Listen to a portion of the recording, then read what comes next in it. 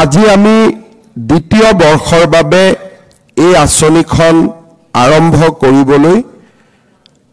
গুৱাহাটী বিশ্ববিদ্যালয় আৰু অসমৰ বিভিন্ন মহাবিদ্যালয়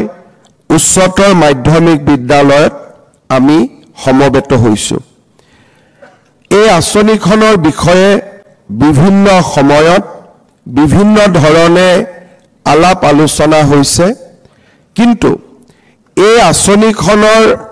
যিসকলে এই আঁচনিখনৰ দ্বাৰা উপকৃত হৈছে তেখেতসকলৰ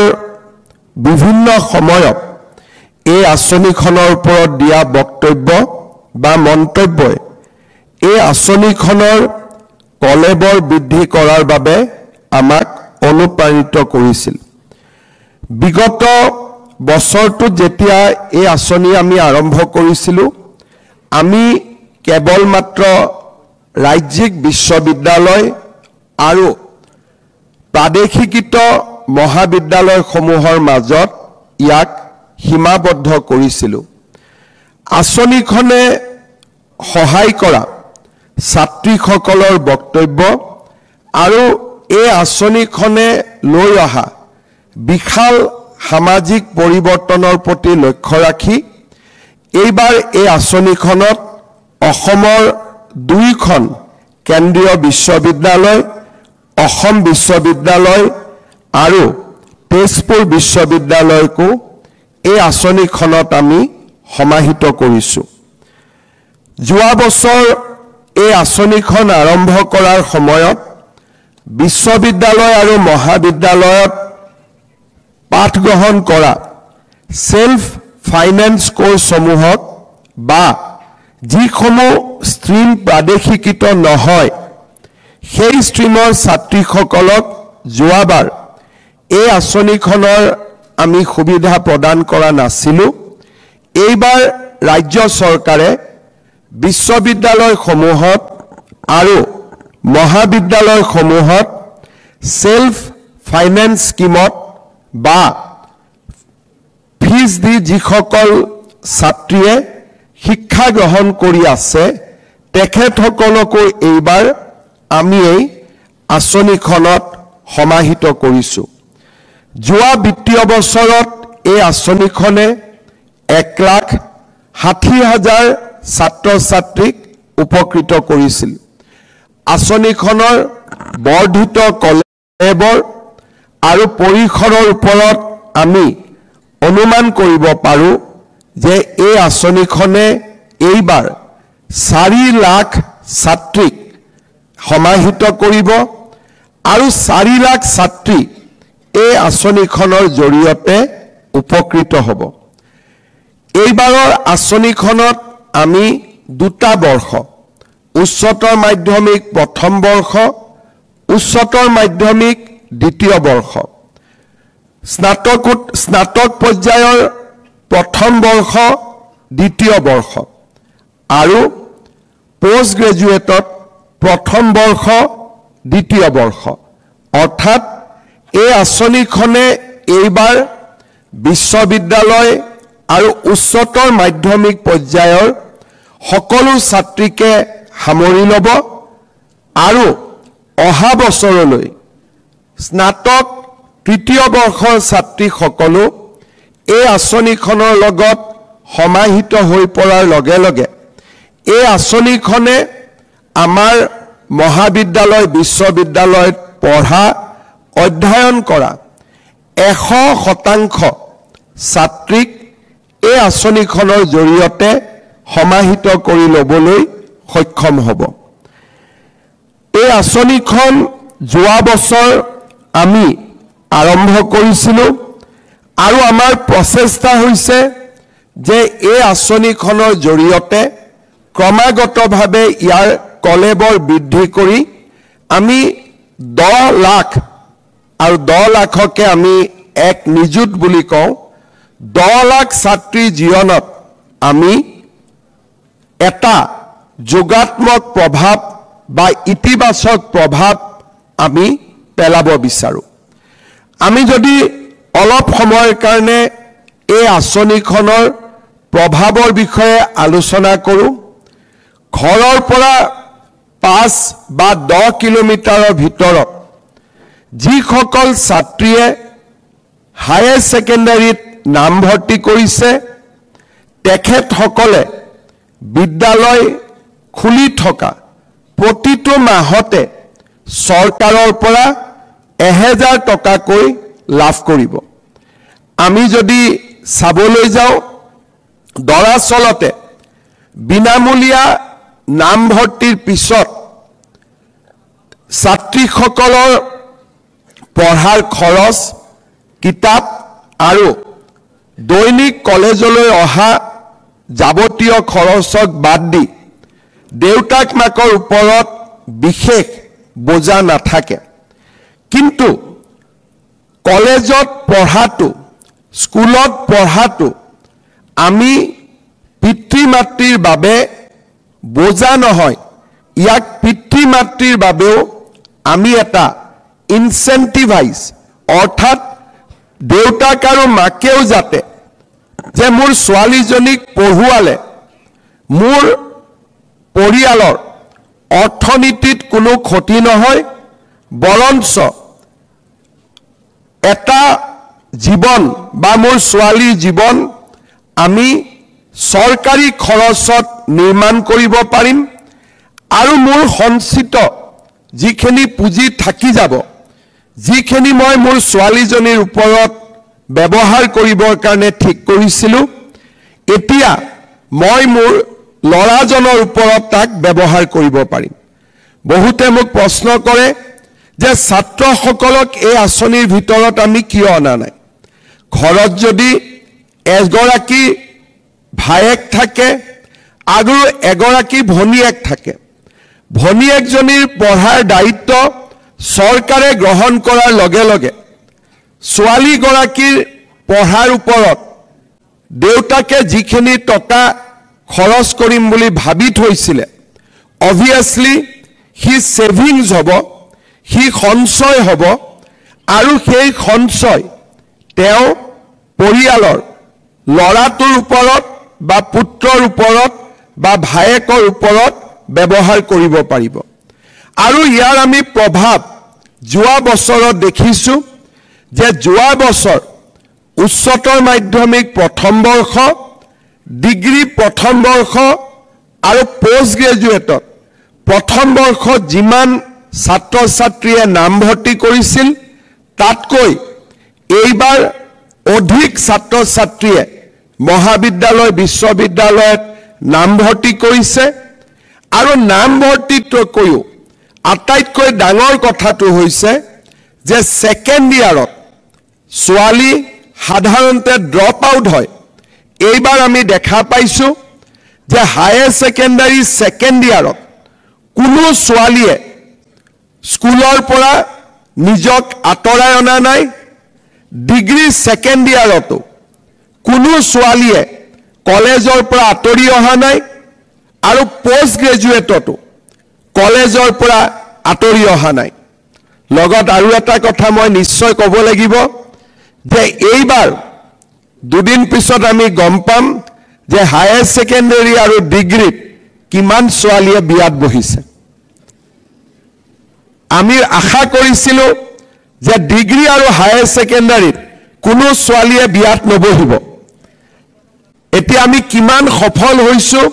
কিমান সফল হোৱা নাই, এইবাৰ নিযুত মইনা কিমানে পাব সেই পৰিসংখ্যাটো আমাৰ সন্মুখলৈকে ওলাই আহিব। কাৰণ আমি ডিগ্ৰী আৰু হায়াৰ ছেকেণ্ডাৰীত যিসকল ছোৱালীয়ে বিয়াত বহিব অলপ কষ্ট কমে, সেইকাৰণে আমি তেওঁলোকক নিযুত মইনা আঁচনি দি থাকিম। অৰ্থাৎ এই আঁচনিখনত আমি অকল দেউতাক মাকৰ চিন্তা কৰা নাই, আনকি হাজবেণ্ডৰো আমি চিন্তা কৰিছোঁ। শ্ৰদ্ধাৰ ছাত্ৰীসকল, আৰু আজিৰ অলপ সময় ননীগোপাল মহন্ত ডাঙৰীয়া আৰু ৰণোজ পেগু ডাঙৰীয়াই ভাষণ দি থকাৰ সময়ত কেৱল মাত্ৰ উৎসুকতাৰ বাবে মই ChatGPTত সুধিছিলোঁ যে ভাৰতৰ কোন ৰাজ্যত ছাত্ৰ ছাত্ৰীসকলক বিনামূলীয়াকৈ নামভৰ্তিৰ সুবিধা দিয়া হয় মই নাজানো ChatGPTয়ে কিমান ভাল উত্তৰ দিয়ে উত্তৰত মোক কোৱা হৈছে যে অসমত কেৱল মাত্ৰ অসমত কলেজ আৰু বিশ্ববিদ্যালয়ত বিনামূলীয়া নামভৰ্তিৰ ব্যৱস্থা কৰা হয় ইয়াত মোক আৰু কৈছে যে তামিলনাডুত OBC অন্যান্য পিছপৰা আৰু জনজাতীয় ছাত্ৰ ছাত্ৰীক বিনামূলীয়া এডমিশন দিয়া হয় আৰু এখন ৰাজ্যত মই নাম ক'ব খোজা নাই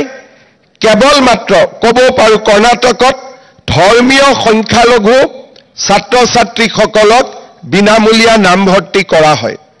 তাৰ মানে অসমে মই according to ChatGPT কৈছো বহুত আগলৈকে যোৱা নাই so I am subject to correction আজি অন্তত প্ৰাৰম্ভিকভাৱে আমি ক'ব পাৰো যে ভাৰতৰ ভিতৰতে অসমে এনেকুৱা এখন ৰাজ্য হ'ব য'ত নেকি আমি ইউনিভাৰ্সেল ফ্ৰী এডমিশন ছাত্ৰ ছাত্ৰী আৰু সকলোকে আমি ইউনিভাৰ্সেল ফ্ৰী এডমিশনৰ ব্যৱস্থা কৰি দিও এই স্কিম বিলাকৰ আমি যেতিয়া ইম্প্যাক্ট চাব যাও আমাৰ ৰিসাৰ্চ স্কলাৰ সকলৰ ইম্প্যাক্ট অ্যাসেসমেন্টৰ নিয়ম বেলেগ হ'ব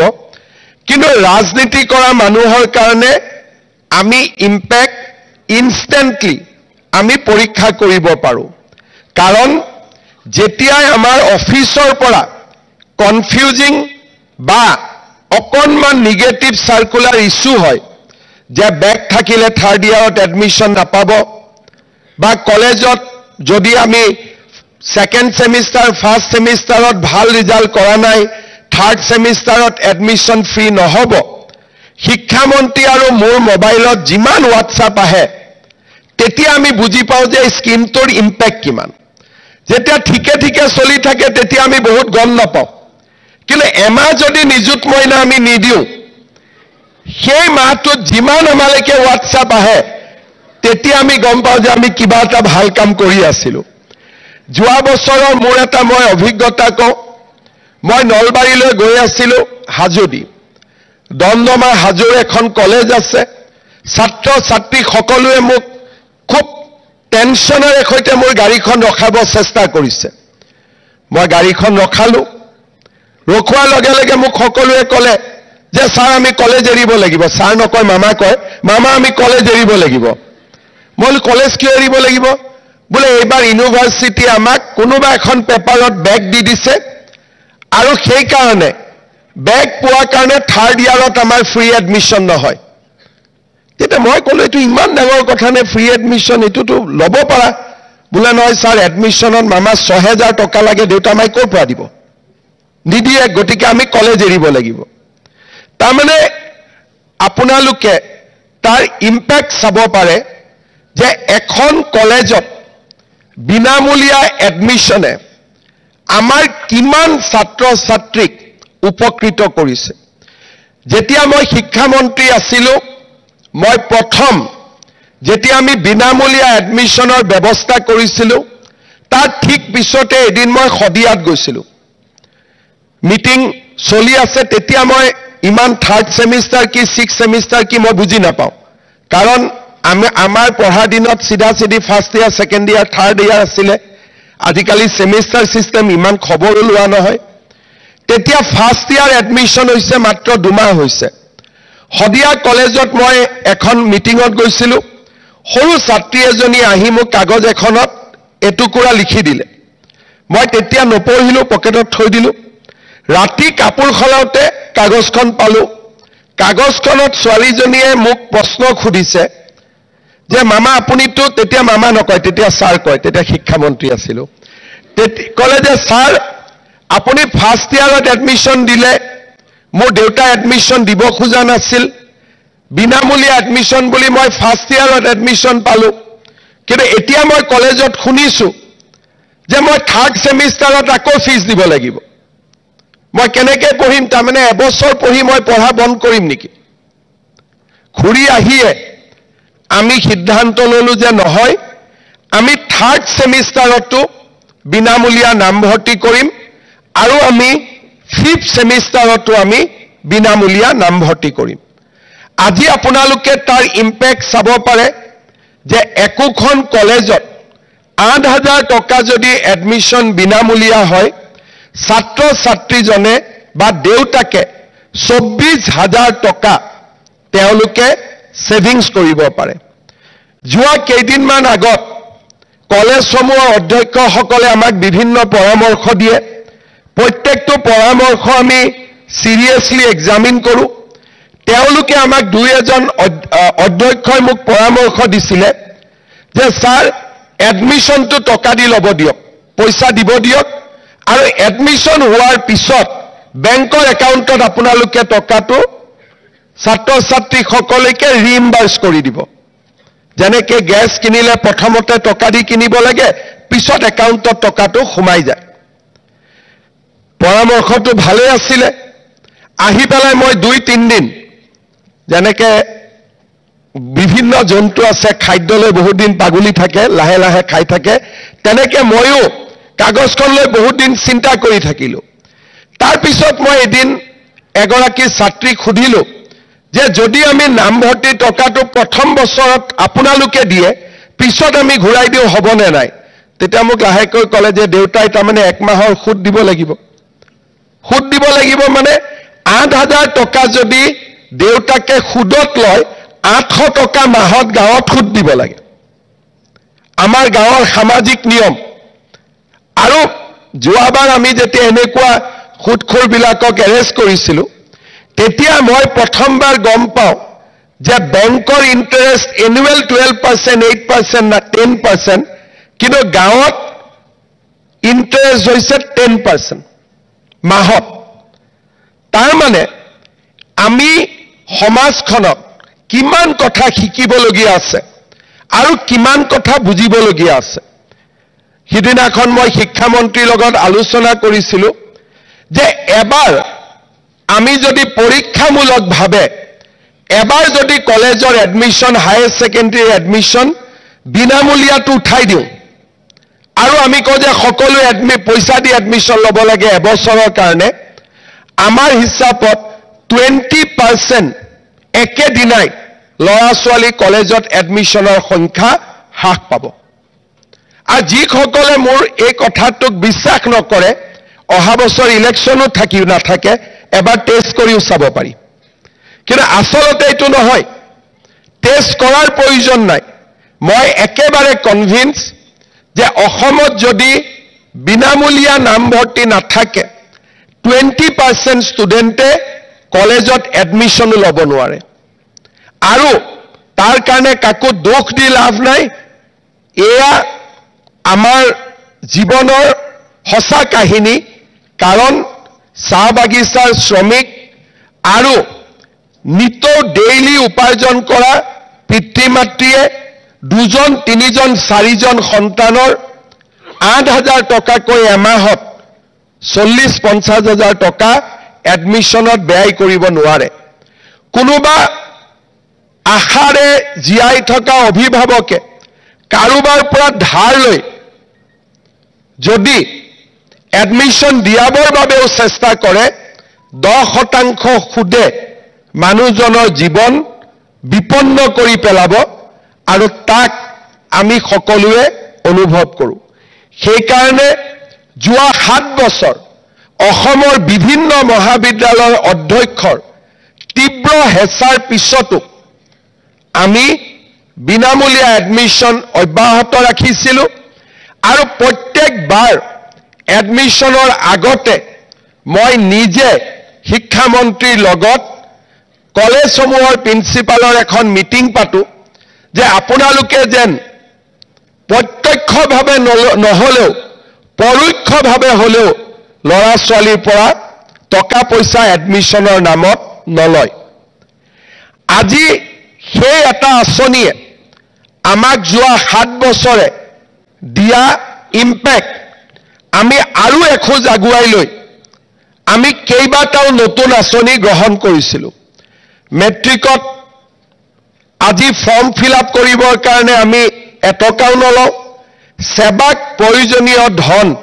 ৰাজ্য চৰকাৰে যোগান ধৰে হায়াৰ সেকেন্ডাৰীত আমাৰ যি পৰীক্ষাৰ ফিজ তাক চৰকাৰে নলয়, তাকো ৰাজ্য চৰকাৰে ৰিইম্বাৰ্ছ কৰে। মোৰ মনত ইয়াকো চিন্তা কৰি থাকে যে এই আঁচনিসমূহে আৰু ইতিবাচক ফল পাব আমি যদি আৰু কেইটামান নতুন নতুন কাম আমি কৰিব পাৰোঁ। চৰকাৰৰ আৰ্থিক অৱস্থাৰ লগত সংগতি ৰাখি আমি অসমৰ ছাত্ৰ ছাত্ৰীৰ কল্যাণৰ বাবে নিৰন্তৰ কাম কৰি আছোঁ আৰু আমি কাম কৰি গৈ থাকিম। কেতিয়াবা কেতিয়াবা আমাৰ ৰাজনৈতিক প্ৰতিদ্বন্দ্বীসকলে মোক যেতিয়া কয় যে নিযুত মইনা আঁচনিৰ জৰিয়তে আপুনি হিতাধিকাৰী সৃষ্টি কৰিছে, মোৰ উত্তৰ এটাই, সেই হিতাধিকাৰী কোনো ৰাজনৈতিক দলৰ নহয়, এই হিতাধিকাৰী অসমৰ ভৱিষ্যতৰ কিছুমান মানৱ সম্পদ হিচাপে আমি নিৰ্মাণ কৰিছোঁ। ই অসমৰ হিতাধিকাৰী, ই কোনো দলৰ হিতাধিকাৰী নহয়, আমাৰ সমাজৰ হিতাধিকাৰী, যিয়ে নেকি আমাৰ সমাজখনত জ্ঞান আৰু প্ৰজ্ঞাৰে আমাৰ সমাজখনক অনাগত দিনত আলোকিত কৰিব। আজি আমাৰ ৰাজ্যত যেতিয়া কোনোবাই আমাক সমালোচনা কৰে যে আমি কোনো এটা জাতি, কোনো এটা পক্ষক সমৰ্থন কৰোঁ, অৰুণোদয়, নিযুত মইনা আঁচনিত যি ধৰণে প্ৰতিটো জাতি, উপজাতি, ধৰ্মৰ লোক উপকৃত হৈছে, সি সকলো সমালোচনাৰ অন্ত পেলায়। কাৰণ আমি কোনো আঁচনিতে কোনো সম্প্ৰদায়ৰ নাম নিবিচাৰোঁ, আমি জাতিৰ নাম নিবিচাৰোঁ, আমি এটাই মাত্ৰ বিচাৰোঁ যে আপুনি তুমি যাতে কলেজত পঢ়ি থকা আৰু নিজৰ পিতৃ মাতৃক গৌৰৱান্বিত কৰা। আজি আমাৰ ৰাজ্যখনত অকল বিনামূলীয়া এডমিশ্যন আৰু নিযুত মইনাই নহয়, আমি সম্ভাৱনা আৰু সম্পদৰ দুৱাৰখনো ছাত্ৰ ছাত্ৰীসকলৰ বাবে আমি মুকলি কৰি দিছোঁ। আমি বিশ্বাস কৰোঁ যে আমাৰ ৰাজ্যত শিক্ষা প্ৰতিষ্ঠান আৰু শিক্ষা সংস্থানৰ ব্যাপকতা হ'ব লাগে, যাতে আমাৰ অসমৰ পৰা ছাত্ৰ ছাত্ৰীসকল ওলাই গৈ আজি বাহিৰত পঢ়িব নালাগে, আমাৰ ৰাজ্যখনতে সম্ভাৱনা আৰু সম্পদ দুইটাই যাতে নিৰন্তৰ বাঢ়ি যাব পাৰে। আজি আমাৰ ৰাজ্যত অভূতপূৰ্বভাৱে বৃদ্ধি হোৱা বিশ্ববিদ্যালয়ে ছাত্ৰ ছাত্ৰীসকলৰ বাবে পোষ্ট গ্ৰেজুৱেট পঢ়াৰ পথ মুকলি কৰি দিছে। যোৱা সৌখিদিনাখন আমি অসমত নতুনকৈ 7খন বিশ্ববিদ্যালয়ৰ কাম আৰম্ভ কৰিছোঁ। আজি ব্যক্তিগত খণ্ডতো আজিম প্ৰেমজীৰ দৰে বিশ্ববিদ্যালয়ক অসমত অনাৰ বাবেও যিয়ে নেকি সামাজিক ন্যায়ৰ ওপৰত গুৰুত্ব দিয়ে, তেনে বিশ্ববিদ্যালয়কো অসমত অনাৰ বাবে আমি প্ৰচেষ্টা চলাইছোঁ। কেন্দ্ৰীয় চৰকাৰৰ প্ৰতিখন ৰাষ্ট্ৰীয় প্ৰতিষ্ঠান, এইমছৰ পৰা IIT-লৈকে, নেশ্যনেল ফৰেনচিক ইউনিভাৰ্চিটিৰ পৰা ইণ্ডিয়ান ইনষ্টিটিউট অফ মাইন্সলৈকে, সৈনিক স্কুলৰ পৰা নবোদয় বিদ্যালয়লৈকে, কেন্দ্ৰীয় বিদ্যালয়ৰ পৰা আদৰ্শ বিদ্যালয়লৈকে যোৱা এটা দশকত অসমৰ শিক্ষা খণ্ডৰ আমি ব্যাপক সম্প্ৰসাৰণ কৰিব পাৰিছোঁ, যাতে পোষ্ট গ্ৰেজুৱেট পঢ়াৰ বা মেডিকেলত পঢ়াৰ, ইঞ্জিনিয়াৰিঙত পঢ়াৰ, মেনেজমেণ্টত পঢ়াৰ আকাংক্ষা থকা ছাত্ৰ ছাত্ৰীসকলে শিক্ষাৰ সীমাবদ্ধতাৰ বাবে, সুবিধাৰ সীমাবদ্ধতাৰ বাবে নিজক বঞ্চিত অনুভৱ কৰিব নালাগে। আজি আমি আমাৰ উচ্চ শিক্ষাৰ গতি আমি ইমানেই তীব্ৰতৰ কৰিছোঁ যে আজি অসম ভাৰতৰ ভিতৰতে ডেন্সিটি অফ ইউনিভাৰ্চিটি আৰু ডেন্সিটি অফ মেডিকেল কলেজেছ আমি প্ৰথম 10খন ৰাজ্যৰ ভিতৰলৈ আহিবলৈ সক্ষম হৈছোঁ। আমাৰ ৰাজ্যত এইবাৰ ইণ্ডাষ্ট্ৰী 4.0 আৰু সম্পূৰ্ণ নতুন শিক্ষাদানেৰে আমাৰ ছাত্ৰ ছাত্ৰীক আধুনিক শিক্ষাৰে সুসজ্জিত কৰাৰ বাবে ৰাজ্য চৰকাৰে কনকলতা বিশ্ববিদ্যালয়ৰ বাবে আগবাঢ়িছে, যি ভাৰতৰ ভিতৰতে এখন অনন্য বিশ্ববিদ্যালয় হ'ব, য'ত নেকি ছাত্ৰ ছাত্ৰীসকলে artificial intelligence, machine learning, augmented reality এই ধৰণৰ নতুন পাঠ্যক্ৰমৰ ওপৰত শিক্ষাদান কৰিবলৈ সক্ষম হ'ব। আমাৰ ৰাজ্যত আজিৰ পৰা কেইটামান দিন আগলৈকে আমি যি কল্পনা কৰিব পৰা নাছিলোঁ, তাক আজি আমি বাস্তৱত ৰূপায়িত হোৱা দেখা পাইছোঁ। 14খন মেডিকেল কলেজ, আজি 25খন মেডিকেল কলেজ হোৱাৰ বাবে আগবাঢ়িছে। আমাৰ ৰাজ্যত বিশ্ববিদ্যালয়ৰ সংখ্যা 25ৰ দেওনা পাৰ কৰিছে। মহাবিদ্যালয় প্ৰায় 400খন মহাবিদ্যালয় আজি আমাৰ ৰাজ্যত শিক্ষাৰ জ্ঞান আৰু প্ৰজ্ঞাৰ আলোক বিতৰণ কৰিছে। আৰু আজি এই সকলোবোৰ সুবিধা দৰিদ্ৰ আৰু মধ্যবিত্ত সমাজখনে লাভ কৰিছে। আজি আমাৰ ৰাজ্যত দৰিদ্ৰ আৰু মধ্যবিত্ত পৰিয়ালসকলৰ বাবে আমি শিক্ষা গ্ৰহণত যাতে অৰ্থনৈতিক সম্পদ বাধাৰ সৃষ্টি কৰিব নোৱাৰে, তাৰ বাবে আমি এখন ডাঙৰ প্ৰাচীৰ আমি নিৰ্মাণ কৰিছোঁ। মই ভাবোঁ এই আঁচনিবিলাকৰ লগত আজি আমি আৰম্ভ কৰিব পৰা নিযুত মইনা আঁচনিখনে আমাৰ ছাত্ৰীসকলৰ বাবে সম্ভাৱনাৰ এখন ডাঙৰ দুৱাৰ মুকলি কৰি দিব। মই আৰু এটা দিশৰ প্ৰতি দৃষ্টি আকৰ্ষণ কৰিব খুজিছোঁ। আমি যিখন সমাজ দেখা পাওঁ,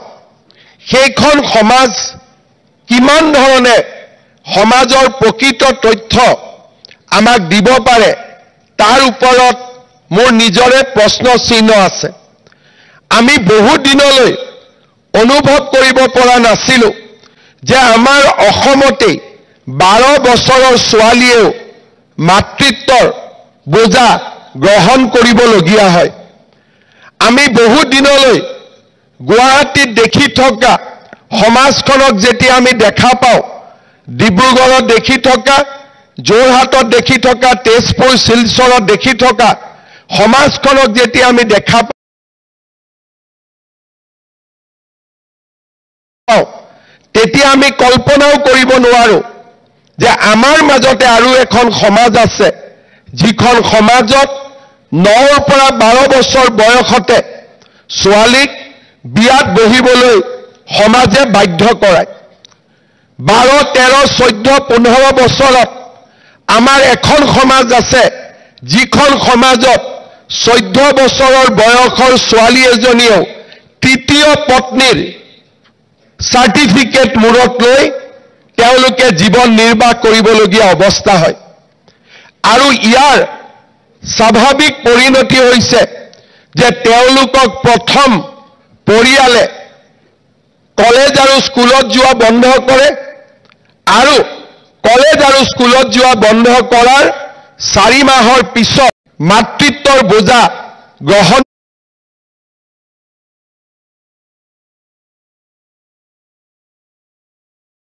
কৰিবলৈ তেওঁলোকক বাধ্য কৰোৱা হয়।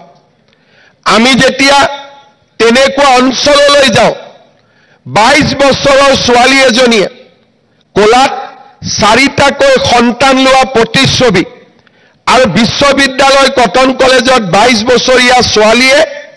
পোষ্ট গ্ৰেজুৱেট ক্লাছত ক্লাছ কৰিবলৈ অহা প্ৰতিচ্ছবি, এফালে হাঁহি আৰু আনন্দ আৰু আনফালে দুখ আৰু বেদনা, দুখন বিচিত্ৰ, দুখন বৈচিত্ৰ আৰু দুখন পাৰ্থক্য ভৰা সমাজ আমাৰ সন্মুখত আহি থিয় দিয়ে। আমি যিসকলে ষ্টেটাছক ভাল পাওঁ, যিসকলে স্থিতাৱস্থাক ভাল পাওঁ, তেওঁলোকে সমাজৰ এই প্ৰশ্নবিলাকক প্ৰশ্ন হিচাপে সুধিবলৈ ভয় কৰিছিল। আৰু সেয়েহে স্বাধীনতাৰ 75 বছৰ পিছতো কোনো এখন চৰকাৰ, কোনো এজন সামাজিক অনুষ্ঠানে প্ৰশ্ন কৰা নাছিল যে ধুবুৰী, মানকাছাৰ, সাউথ চালমাৰা, বৰপেটা, দৰং, মৰিগাঁও, নগাঁও বা অসমৰ চাহ বাগিচাসমূহত কিয় বাল্য বিবাহ আৰু টিনেজ প্ৰেগনেন্সিৰ সংখ্যা অভূতপূৰ্বভাৱে বৃদ্ধি হৈছে। আমি সমাজত বহুত কথা আলোচনা কৰোঁ। কোনোবাই যদি কথা কওঁতে কাৰোবাৰ যদি অসমীয়া চিঠি এখন যদি কেতিয়াবা ভুলতে বৰাক উপত্যকাত যায় আৰু বৰাক উপত্যকাৰ বাবে প্ৰস্তুত কৰা বঙালী ভাষাৰ চিঠি এখন যদি আমাৰ ঘৰলৈ আহে, একেদিনাই আমাৰ সংবাদ মাধ্যম সমাজ চিন্তিত হৈ পৰে। কিন্তু সেইখন সমাজ চিন্তিত হৈ নপৰে যেতিয়া 12 বছৰত এজনী ছোৱালী বিবাহত বহিবলৈ বাধ্য কৰোৱা হয়। সেইখন সমাজে চিন্তা নকৰে যেতিয়া 15-16 বছৰত আমাৰ ছোৱালী প্ৰথমটো দ্বিতীয়টো সন্তানৰ মাতৃ হয় আৰু 22 বছৰ বয়সত কোলাত 4টাকৈ সন্তান লৈ আমাৰ ছোৱালীয়ে নিজৰ জীৱন আগুৱাই যাবৰ বাবে সংগ্ৰাম কৰে। আমাৰ সমাজৰ দুখ আৰু সমাজৰ বেদনা যেতিয়া প্ৰকৃত স্থানত গৈ যোগ হ'ব, তেতিয়াই সমাজে উত্তৰণৰ দিশত আগবাঢ়িব। আমাৰ নিযুত মইনা আঁচনি সেইখন সমাজৰ বিৰুদ্ধে আমি গ্ৰহণ কৰা এখন আমাৰ প্ৰতিবাদৰ আঁচনি যে ছোৱালীক আপোনালোকে যদি পঢ়ুৱাব নোৱাৰে তেতিয়াহ'লে ছোৱালীক জন্ম দিয়াৰ আগতে বা সন্তানক জন্ম দিয়াৰ আগতে আমি 3বাৰ চিন্তা কৰিম। মোৰ যদি পৰিয়ালৰ আৰ্থিক ব্যৱস্থাই 2টাতকৈ সন্তানক পঢ়াবৰ বাবে স্বীকৃতি নিদিয়ে, তেতিয়াহ'লে 3য়টো সন্তান জন্ম দিয়াৰ নৈতিক অধিকাৰ মোৰ আছেনে নাই? এই প্ৰশ্নবিলাক সমাজে কৰিবলৈ আৰম্ভ কৰিব লাগিব। যোৱা 4টা বছৰে চাইল্ড মেৰেজ অৰ্থাৎ শিশুক বিবাহৰ বাবে বাধ্য কৰোৱা 12,000 ব্যক্তিক আমাৰ চৰকাৰখনে কাৰাগাৰলৈ প্ৰক্ষেপ কৰিছে। আৰু আজি আমি গৌৰৱান্বিত যে আমাৰ ৰাজ্যৰ আদালতে তেনেকুৱা বহু কেইজনক যাৱজ্জীৱন কাৰাগাৰলৈ নিৰ্দেশ দিছে। আজি আমি ৰাজ্যত বাল্য বিবাহৰ বিৰুদ্ধে এটা বিশাল প্ৰতিৰোধৰ জাল এখন আমি নিৰ্মাণ কৰিছোঁ। আজি পিছপৰা গাঁৱত গ'লেও প্ৰত্যেকজন দেউতাক মাকে এজনী সৰু ছোৱালীক বিয়া দিয়াৰ আগতে এবাৰৰ বাবেও চিন্তা কৰে যে দিছপুৰত এখন চৰকাৰ আছে আৰু মোৰ এই খবৰটো যদি চৰকাৰখনে পায়, সেই চৰকাৰখনে ভোটৰ বাবে চিন্তা নকৰে মই জেলত যাব লাগিব। এই চৰকাৰখনৰ কল্পনা আজি ৰাজ্যৰ চাৰিওফালে আমি প্ৰেৰণ কৰিব পাৰিছোঁ। আৰু যিসকলে দেউতাক মাকে সঁচা অৰ্থত ছোৱালীক পঢ়াব বিচাৰে কিন্তু আৰ্থিক সকাহৰ বাবে, আৰ্থিক সমস্যাৰ বাবে পঢ়ুৱাব পৰা নাই, তেওঁলোকৰ বাবে এই নিযুত মইনা আঁচনি এক প্ৰেৰণাৰ প্ৰতীকৰূপে থিয় দিছে। আজিৰ আমাৰ সমগ্ৰ অসমৰ সমবেত হোৱা ছাত্ৰীসকলক মই এটাই অনুৰোধ কৰিম যে আমাৰ বাবে সম্ভাৱনাৰ প্ৰতিখন দুৱাৰ আজি মুকলি হৈছে। মই আজি অসমৰ এগৰাকী নাগৰিক হিচাপে গৌৰৱ কৰোঁ যে মোৰ ৰাজ্য এনেকুৱা এখন ৰাজ্য যিখন ৰাজ্যত চৰকাৰী চাকৰিৰ বাবে আমি কাৰো ওচৰত হাত পাতিব নালাগে। কলমে মোক চাকৰি দিয়ে, টকাই মোক চাকৰি নিদিয়ে। তেনে এখন সমাজ যোৱা 3.5 বছৰত আমি নিৰ্মাণ কৰিছোঁ। চৰকাৰী চাকৰিৰ পৰৱৰ্তী পদক্ষেপ হিচাপে হাজাৰ বাধা, হাজাৰ সমালোচনাকো অতিক্ৰম কৰি আমি অসমত উদ্যোগীকৰণৰ এটা বাতাবৰণ নিৰ্মাণ কৰিব খুজিছোঁ যাতে প্ৰতিজন ছাত্ৰ ছাত্ৰীয়ে আমাৰ ৰাজ্যখনতে নিয়োগৰ সুবিধা পাব পাৰে পিতৃ মাতৃৰ অযুত সপোন বাস্তৱত ৰূপায়ণ কৰিব পাৰে। চৰকাৰী চাকৰি, ব্যক্তিগত সংস্থান, উদ্যোগ প্ৰতিষ্ঠানত কৰ্ম সংস্থাপন, আমি বিশ্বাস কৰোঁ যে অনাগত 5টা বছৰত অসমৰ এই পৰিৱেশ যদি অক্ষুণ্ণ থাকে, আমাৰ ৰাজ্যখন ইণ্ডিয়াৰ ভাৰতৰ ইণ্ডাষ্ট্ৰীৰ বা ঔদ্যোগিক বিপ্লৱৰ এটা নতুন পৃষ্ঠভূমিত পৰিণত হ'ব। সমান্তৰালভাৱে ৰাজ্যৰ যিসকল যুৱক যুৱতীয়ে চৰকাৰী চাকৰি বা কৰ্মসংস্থাপনৰ বিপৰীতে নিজে উদ্যমিতাক জীৱনৰ মন্ত্ৰ হিচাপে লৈ আন 10জনক কৰ্মসংস্থাপন দিব বিচাৰে, তেনেকুৱা ছাত্ৰ ছাত্ৰীৰ বাবে ষ্টাৰ্টআপ ইনকিউবেশ্যন আৰু সমান্তৰালভাৱে মুখ্যমন্ত্ৰীৰ আত্মনিৰ্ভৰ আঁচনি, প্ৰধানমন্ত্ৰীৰ মুদ্ৰা আঁচনি আদি বিশাল স্বাৱলম্বিতাৰ বাবে বিশাল আঁচনিৰ সৃষ্টি কৰি আমি অসমৰ যুৱক যুৱতীৰ মাজত এক আশাৰ সঞ্চাৰ, প্ৰাণৰ সঞ্চাৰ আমি কৰিব বিচাৰিছোঁ। 5 বছৰ আগৰ অসম, 10 বছৰ আগৰ অসম আৰু আজিৰ অসম, আজি আমি আত্মনিৰ্ভৰশীলতাৰ পথত আগবাঢ়িছোঁ। আজিৰ অসম এখন আত্মবিশ্বাসী অসম। আন্দোলন, ধৰ্ণা, ধৰ্মঘটৰ বিপৰীতে আজি আমি এছপাৰেশ্যনেল অসম। আমাৰ ছাত্ৰ ছাত্ৰী, যুৱক যুৱতীয়ে আজি এক আকাংক্ষিত, আকাংক্ষাৰে ভৰা ৰাজ্য নিৰ্মাণৰ বাবে আগবাঢ়িছে। সমাজৰ দায়িত্ব আমাৰ যুৱ প্ৰজন্মক, যাতে তেওঁলোকে সদায় ইতিবাচক দৃষ্টিভংগীৰে আগুৱাই যাব পাৰে, তেওঁলোকক প্ৰেৰণা যোগোৱা,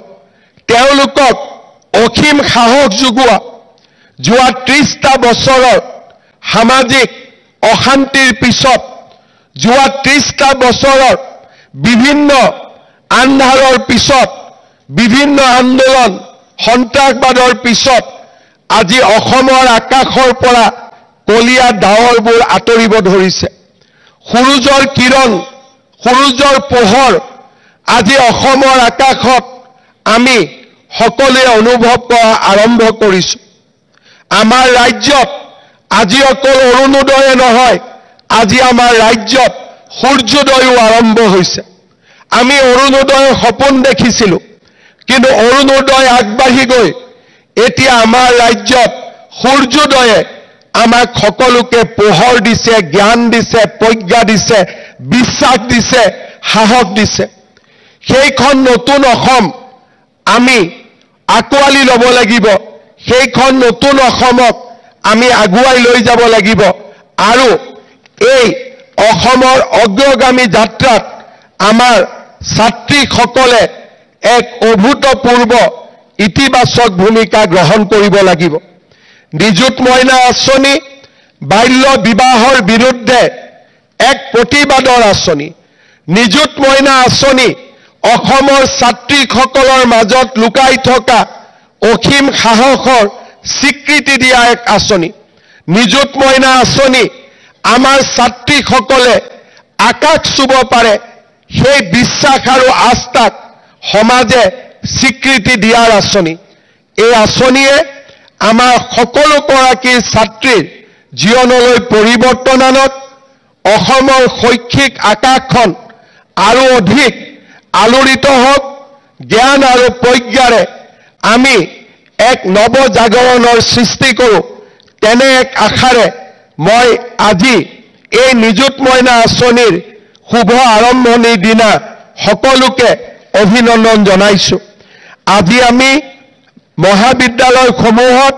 ইউনিভাৰ্চিটিত সকলোকে প্ৰপত্ৰসমূহ আমি বিতৰণ কৰিম।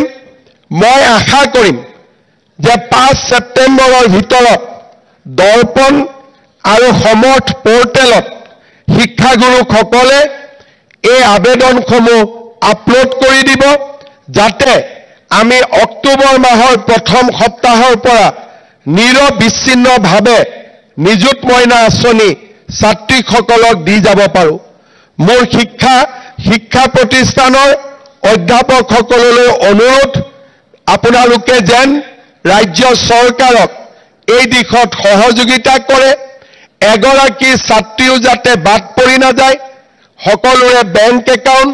সকলোৰে eKYC এই সকলোবোৰ যাতে সুন্দৰভাৱে হয়, তাৰ বাবে আপোনালোকে ছাত্ৰীসকলক প্ৰেৰণা যোগাব আৰু নিযুত মইনা আঁচনিয়ে যাতে প্ৰতিগৰাকী ছাত্ৰীকে আনন্দিত কৰে, অনুপ্ৰাণিত কৰে আৰু জীৱন যুদ্ধত জয়ী হ'বলৈ সহায় কৰে, তাকে কামনা কৰি পুনৰ এবাৰ অসমৰ সকলো ছাত্ৰীকে আজিৰ দিনটোত অভিনন্দন জনাই মই মোৰ বক্তব্যৰ সামৰণি মাৰিছোঁ। ধন্যবাদ। জয় হিন্দ, বন্দে মাতৰম।